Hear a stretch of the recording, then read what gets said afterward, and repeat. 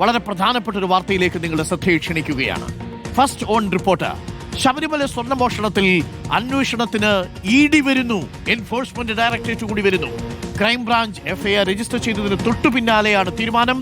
Devaswom vigilance റിപ്പോർട്ടും മൊഴികളും പരിശോധിക്കും. പ്രാഥമിക അന്വേഷണത്തിനു ശേഷം ECIR രജിസ്റ്റർ ചെയ്യുന്നതിൽ തീരുമാനമെടുക്കും. ശരണോട് കൂടുതൽ വിവരങ്ങളുമായി.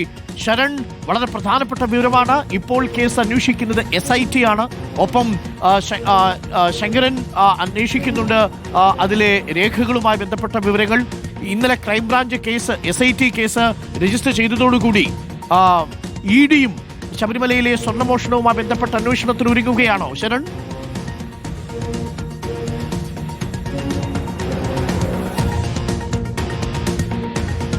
അരുൺകുമാർ, അത്തരത്തിൽ സ്വർണ്ണപ്പാളി വിവാദവുമായി ബന്ധപ്പെട്ട വളരെ പ്രധാനപ്പെട്ട വിവരമാണ് നമ്മളിപ്പോൾ പുറത്തുവിടുന്നത്. അതായത് എൻഫോഴ്സ്മെന്റ് ഡയറക്ടറേറ്റ് കൂടി അന്വേഷണം നടത്താൻ തീരുമാനിച്ചിരിക്കുന്നു എന്നുള്ളതാണ് നമ്മൾ മനസ്സിലാക്കുന്നത്.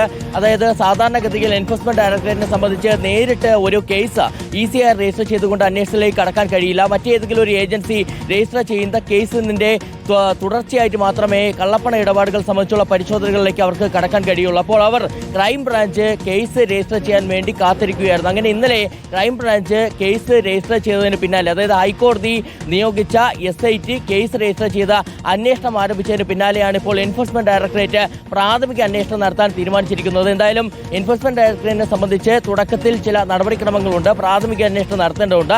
അതിനുശേഷം മാത്രമേ ECIR അടക്കമുള്ള കാര്യങ്ങളിലേക്ക് കടക്കാൻ കഴിയുള്ളൂ. എന്തായാലും ഇപ്പോൾ പ്രാഥമിക അന്വേഷണം നടത്താൻ തീരുമാനിച്ചിരിക്കുന്നു എന്നുള്ളതാണ്. ഇതിൽ പ്രധാനപ്പെട്ട കാര്യം ഈ വിജിലൻസ്, അതായത് ദേവസ്വം വിജിലൻസ് ശേഖരിച്ച വിവരങ്ങളൊക്കെ തന്നെ ശേഖരിക്കാൻ ED ഒരുങ്ങുന്നുണ്ടെന്നുള്ളതാണ്. ദേവസ്വം വിജിലൻസിന്റെ റിപ്പോർട്ടും ഒപ്പം തന്നെ മൊഴികളും പരിശോധിച്ചുകൊണ്ട് തുടർ നടപടികളിലേക്ക് കടക്കാൻ കൂടിയാണ് ED തീരുമാനിച്ചിരിക്കുന്നത്. ഇതാദ്യമായിട്ടാണ് ഒരു കേന്ദ്ര ഏജൻസി ഈ വിഷയത്തിൽ അന്വേഷണത്തിലേക്ക് കടക്കുന്നത്. നേരത്തെ നമുക്കറിയാം ദേവസ്വം വിജിലൻസ് വലിയ രീതിയിലുള്ള അന്വേഷണം നടത്തുന്നു. അതിന്റെ റിപ്പോർട്ടിലെ കണ്ടെത്തലുകളൊക്കെ തന്നെ ഞെട്ടലുണ്ടാക്കിയതാണ്. അതിന് പിന്നാലെ ഹൈക്കോടതിയുടെ കൃത്യമായ നിർദ്ദേശത്തിന്റെ അടിസ്ഥാനത്തിലാണ് ഒരു SIT രൂപീകരിച്ചിരിക്കുന്നത്. 4 ആഴ്ചയ്ക്കുള്ളിൽ തന്നെ റിപ്പോർട്ട് സമർപ്പിക്കണമെന്നുള്ള നിർദ്ദേശം ഹൈക്കോടതിയുടെ ഭാഗത്തു നിന്നുണ്ടായിരിക്കുകയാണ്. അങ്ങനെ ഉണ്ണികൃഷ്ണൻ പോറ്റിയെ 1-ാം പ്രതിയാക്കി കേസ് രജിസ്റ്റർ ചെയ്തിരിക്കുകയാണ്. അത് തിരുവനന്തപുരത്തെ ആസ്ഥാനത്ത് സംബന്ധിച്ചുള്ള കേസ് ഇന്നലെ വൈകിട്ടാണ് രജിസ്റ്റർ ചെയ്തിരുന്നത്. അങ്ങനെ 10 കണക്കുകളൊക്കെ വളരെ പ്രധാനപ്പെട്ടതാണ്. കാരണം ഇതിൽ വ്യവസായികൾക്ക് ഇതിനകത്ത് പങ്കുണ്ട്, അവർ സ്പോൺസർ ചെയ്തിരിക്കുന്നത് ആരാണ് തുടങ്ങിയ കാര്യങ്ങളിലേക്കൊക്കെ പോകും. അതുമായി ബന്ധപ്പെട്ട് EDക്ക് ഇതിൽ കള്ളപ്പണം വെളുപ്പിച്ചോ തുടങ്ങിയ കാര്യങ്ങളുണ്ട്. സാധാരണ ഇതിൽ ചാരിറ്റിക്കൊക്കെ പണം നൽകുന്ന സമയത്ത് അത് വലിയ രീതിയിൽ അന്വേഷിക്കപ്പെടാറില്ല. എന്നാൽ ഇപ്പോൾ ഒരു ക്രൈം രജിസ്റ്റർ ചെയ്തിരിക്കുന്ന കേസിൽ സ്വാഭാവികമായും ED എത്തുമ്പോൾ ഈ സ്വർണം ആര് കൊടുത്തു, എവിടെ കൊടുത്തു, എത്ര കൊടുത്തു തുടങ്ങിയ കാര്യങ്ങളിലൊക്കെ അവർക്ക് അന്വേഷണം നടത്താവുന്നതാണ്.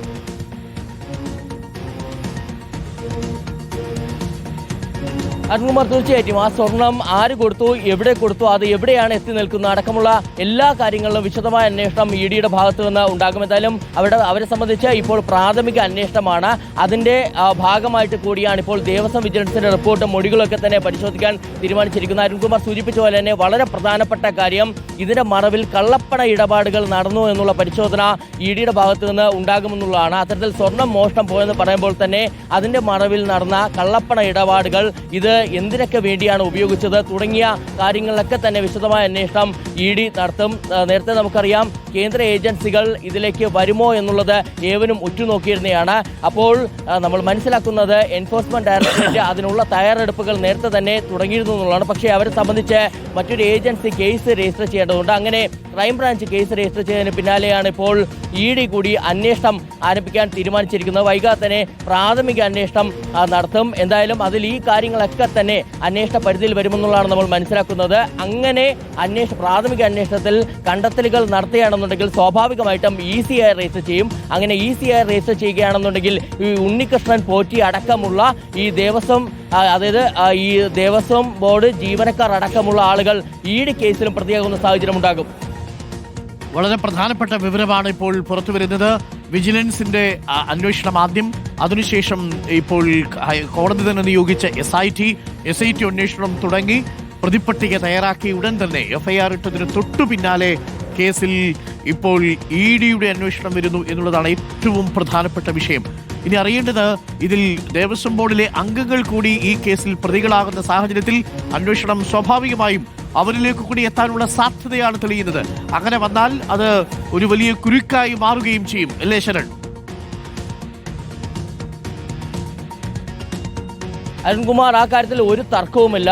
സ്വാഭാവികമായിട്ടും നമ്മൾ ഇതുവരെയുള്ള ഇ ഡിയുടെ കേസുകളൊക്കെ പരിശോധിക്കുമ്പോൾ നമുക്ക് മനസ്സിലാക്കാൻ കഴിയുന്നത് പോലീസിന്റെ ആണെങ്കിലും ക്രൈംബ്രാഞ്ച് മറ്റ് ഏജൻസികൾ രജിസ്റ്റർ ചെയ്ത കേസുകളിലെ പ്രതികൾ ഇ ഡി കേസിലും പ്രതിയാകുന്ന സാഹചര്യമായിരുന്നു. എന്തായാലും ഇപ്പോൾ ഇ ഡിയെ സംബന്ധിച്ച് അവർ പ്രാഥമിക അന്വേഷണം പൂർത്തിയാക്കി ECR രജിസ്റ്റർ ചെയ്യുന്നതോടുകൂടി ആ പ്രതികൾ ആരൊക്കെയാണെന്നുള്ള കാര്യത്തിൽ വ്യക്തത വരും. അതിന് സ്വാഭാവികമായിട്ട് കുറച്ച് സമയം പിടിക്കും.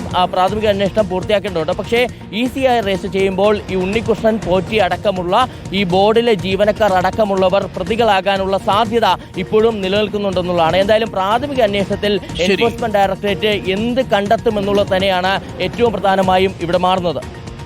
Thank you Sharan. വളരെ പ്രധാനപ്പെട്ട വിവരമാണ്. First on report. ശബരിമലയിലെ സ്വർണ്ണമോഷണ കേസിൽ SITക്ക് പുറമെ, വിജിലൻസിന് പുറമെ, ഹൈക്കോടതി നിയോഗിച്ച ശങ്കരൻ കമ്മീഷന് പുറമെ ഇപ്പോഴിതാ അന്വേഷണം വരുന്നു ED യുടെ ഭാഗത്തു നിന്നും. ED കൂടി വരുന്നു ശബരിമല സ്വർണ്ണമോഷണ കേസിൽ എന്നുള്ളതാണ് ഈ മണിക്കൂർ ഏറ്റവും പ്രധാനപ്പെട്ട വാർത്ത.